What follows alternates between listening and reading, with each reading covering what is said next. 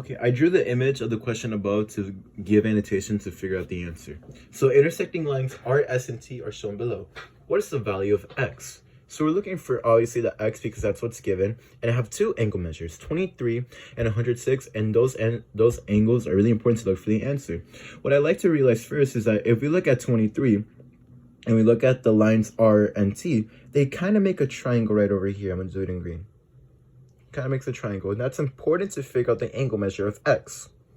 So now that we figured out that there's a triangle created by the lines R and T, I want to figure out the angle measure missing 106 because a line equals 180 degrees. As we can see, we have 106, but we're missing an angle measure right over here to make 106 plus whatever number equal to 180 to make the angle measure 180 and the line.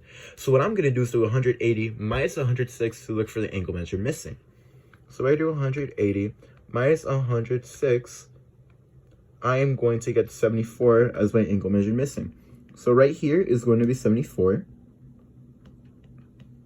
And now remember the triangle that I was talking about? We can look for the angle measure missing right over here because the triangle has an angle measure of 180 degrees. So I'm going to add both angle measures that are given, subtracted by 180, and now we're going to find the missing angle, and then we can solve for X. So what I'm going to do now is do 74 plus 23, and that's going to give me 97.